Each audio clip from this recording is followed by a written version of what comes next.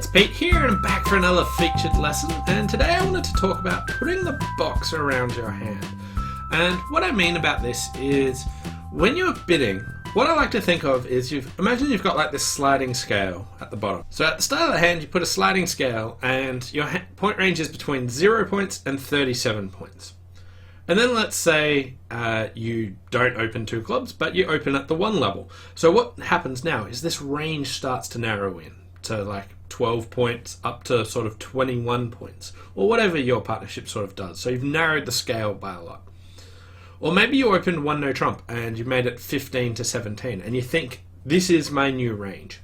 And this is what you've shown your partner. But what I like to consider is, where is my hand actually in relation to what I've shown? So if I've already shown 15 to 17, is my hand at the 15 point, or is it closer to the 17 point? And where in this range that I've already shown my partner is my hand? So you're placing your hand in a box, you're narrowing this range around your hand, but always understand, in the given range that I've already shown my partner, whereabouts am I? And this is really important for in the bidding, when your partner is still showing some interest. Okay, you want to show that you understand what point range you've done, and then given that, where are you along that scale? And most people often know this about when partner makes an invite and thinking, oh, do I go or do I not? But there's lots of times where it's not completely obvious, but your partner is showing interest, so you want to think about, what have I shown and whereabouts am I in that? So let's look at a few different hands. Okay. So here we have 15 points, and if it goes pass to us, we get to open 1 no trump. So instantly it's gone from 0 to 37 all the way down to 15 to 17. Now this hand is such a bad 15 count, I would consider not opening this 1 no trump. I would strongly consider showing this as 12 to 14 points. So I am right at that bottom edge of the range that I've actually got. So I have a terrible 15 count. So if my partner shows any interest whatsoever, this hand is definitely a no-go. So if my partner bid 2 no trumps showing some interest, just natural invite if that's what they're doing, this hand would not be interested, so I would just pass. So you don't just think, I've got 15 points, oh awesome, I get to open 1 no trump. We've narrowed this range to 15 to 17, so this is now the worst hand I could possibly have. So I obviously don't show any interest, or like if my partner gives me an option of like, tell me more, this hand is, you don't need to know anything more. My hand is disgraceful. So let's look at another example. So here, this time we've got 17 and we've got a small doubleton. The hand's full of aces and kings. When I look at hand evaluation, some things that I like to look for, just to sort of narrow, like refine my hand evaluation a bit more, is I look for, do I have lots of aces and kings or lots of queens and jacks? Aces and kings are really powerful, queens and jacks are overrated as they are. So here, this handful of aces and kings is fantastic. Other things you look for is points in your long suits. This one has it. You also want connected honours. So most of my honours are all together, so that's really good as well. Then you look for intermediates. This 10, fantastic. So everything about this hand is really good. So if I open 1 no trump showing 15 to 17, this one is nearly at the other end of the spectrum. This is by far the best hand I could consider opening 1 no trump. There's a fantastic 17 count. So if my partner bids 2 no trumps, this hand would definitely be going on to 3 no trumps. This is beyond the expectation my partner would actually have. Now, this is the most common spot that you would understand that I've shown a range, my partner has shown more interest. Now, am I at the bottom end of that, or am I at the top end of it? What have I actually shown? People are very used to the spot where you open 1 no trump and your partner then invites you and so forth. So here, when your partner makes an invitational bid or they show some interest, no matter what you've actually shown, you want to understand, where am I on this scale? What have I limited my hand to? And that box that's around my hand, am I at the top end of it or am I at the bottom end of it? If I had decided that this hand was so good for a 17 count that I didn't want to open at 1 no trump because I think it's too good, and I wanted to treat it as 18-19. Okay, and I bid 2 no trumps, showing 18-19 points, and my partner now bids 4 no trumps, quantitative. Obviously, this hand was a fantastic 17 count that I treated it as 18. And then my partner is showing interest towards slam. My hand is minimum. I've shown 18-19. I only have a fantastic 17. So at that scale, this one's at the bottom end of this. So there was one hand where the same hand I would have accepted an invite if I opened 1 no trump, but if I showed 18-19, then I wouldn't accept an invite. And this is all about where have I put myself on that spectrum. So what point range have I put around my hand?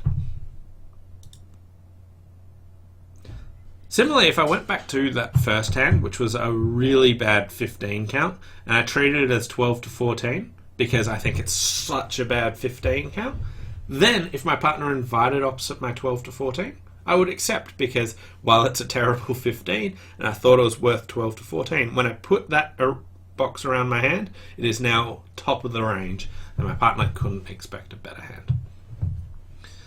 Okay, so here we've got a hand where let's say it goes 1 diamond and we pass. So here we have put a box around our hand, so instead of 0-37 we have wound that all the way down, and we're now 0-6 or 0-5, sorry. For this hand is a premium hand. Now that I have passed, if my partner shows interest and wants me to do bidding, this hand's fantastic. I should be encouraged to be trying to bid if my partner opens the door and shows interest opposite a hand with 0-5 points. So you don't think, oh, I've only got 5 points, this hand's so bad. But think, I've now shown my partner 0-5, and if they want me to do bidding, this hand is really good for it. So I've limited my hand. So if my partner gets a chance, let's say they bid not one spade, let's say they bid 2 clubs, and my partner bid 2 hearts. This would be showing a really strong hand, a fantastic hand. They've reversed opposite a past hand. This is a monstrous hand. If this was the case, I would be bidding 4 hearts on this hand. I've got 5 points, I've got 5 card support. So I've got a hand that would have passed, but then when my partner shows interest, or shows a really powerful hand opposite this, my hand is now so good that I'm willing to jump to game. And that's because of what my partner's actually shown. So here, you can have a hand that has less than 6 points, will pass initially. And if your partner shows you a really good hand, you think, yeah, this is fantastic and I'm going to be bidding game. So it's all about understanding, well, we've limited the range and we've put this little box around our hand. Once we've done that, where are we in that range? Are we good for that range or not? So understanding how your expectation of your hand changes, and when your partner still shows interest opposite whatever you've shown, are you good for that or are you bad for that? Okay. Similarly, this is a 2 count. So if we had our partner open 1 spade, I don't know, let's say they open 1 heart and we pass. And if it goes 2 clubs on our left and our partner reverses again, so we put this box around our hand saying 0-5 points, and we're at 2. So we're at pretty bottom end here. And then our partner says, I've got lots of majors, are you interested? Our hand is no. We are not interested opposite this. We don't even have a fit for hearts. Partner should probably be 6-5 or 6-4 or something. It's a bit awkward. Do you want to go back to 3 hearts? Do you want to pass 2 spades? But this is a bad hand considering what we've already shown. So we've shown 0-5 and this hand is still really bad. We don't want to be encouraging our partner at all once we've actually done this. So we've shown 0-5, our partner's shown interest, and we've said no. So I'd probably just pass 2 spades. I don't think partner should have only 4 spades here. Okay, and then just looking at the other end of the spectrum. So here we have a 6, 12, 18, 20, 23 point hand. So we'd get to open 2 clubs. So we've got a really good hand. But as soon as we open 2 clubs, we have to think about it in perspective of hands that would open 2 clubs. So here, if we go 2 diamonds and then bid 2 no trumps, showing 23 points, 23, 24. We have put a very narrow box around our hand. And then once we look at this, I don't think this is a great 23, 24 point hand. We've only got 1 ace, which really isn't much for this. We've got 5 points in our doubleton, but we're going to have points somewhere. But we've got points in all of our suits, but we've only got 1 ace. We've got lots of queens and jacks, so I don't think this hand's very good. If partner bid 4 no trumps, invite. We have shown 23. We don't think, wow, I've got 23 points, and you keep being excited about your hand. We have shown a fantastic hand after we open 2 clubs. We have shown a very narrow range once we've bid 2 no trumps, showing 23, 24. And now when partner says, I need more information, are you good or are you bad? I would pass. We have quite a bad hand. One of the things about when partner is making invites to slam with quantitative 4 no trumps or other things, what I like to look for, if they're showing slam interest, is if I'm willing to cooperate, I look for, do I have lots of key cards? Do I have lots of distribution? Those things are quite good for slam. Again, queens and jacks are not very good for slam. So here, this hand is not a very good slam hand at all. So definitely pass this one. Okay, and the final example that I wanted to bring up is, let's say it goes pass, pass, and it goes 1 diamond on our left, and our partner doubles. So we get to respond to that, and we just bid 1 spade. So when responding to a double, we're limiting our hand. Our first pass, that narrowed the range from 0 to 37, all the way down to 0 to 11, depending on your opening style. And then when we bid 1 spade, we narrow it just a little bit more, and we've said I've got 0 to 8 points. Okay. And then when our partner bids 1 no trump, if you double and then bid 1 no trump here, my partner's showing about 19 to sort of 21 points here. They're showing a fantastic hand. A hand that was too good to overcall 1 no trump. So they're showing sort of 18, 19 points. Not 18, 19. They're like 19 to 21 points.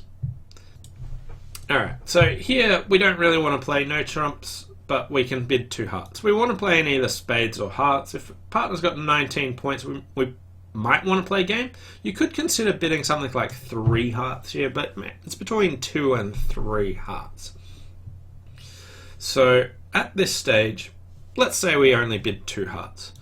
This is a bid that could be passed. We've now narrowed our range from 0 to 8 to a hand that doesn't necessarily want to play in game opposite 19. So we're down to about 0 to 4 points. But if our partner doesn't pass and they show interest here, and they bid 3 hearts, we've shown about 0 to 4 points. We've now found our fit, and our hand has improved. We've got a fit. We've got shortage points now. We've got 4 high card points and 3 for a singleton.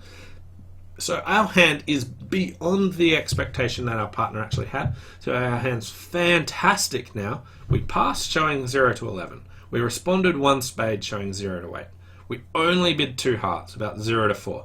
And now we find out our hand's worth about 7 points. This is a fantastic hand. We did lots of very low level bidding. Even though we've bid 2 new suits, neither of them are very encouraging. We have been continually narrowing our range, or the box around our hand. And at this stage, our hand's fantastic, so we would want to bid 4 hearts. I wouldn't pass going, oh no, I've only got 4 little hearts. Our partner has shown a very encouraging bid here with 3 hearts. So here you want to go on. So the main takeaway from this lesson is think about what we've done and how every bid you do, what you're narrowing the range around your hand, and are you good for that or are you bad for that? And if your partner shows interest, don't just think I've only got 4 points and leave it there. Think about what's the range around my hand, how good is my hand considering. Anyway, thanks for watching, hope you guys enjoyed it, and I'll see you next time. Bye for now.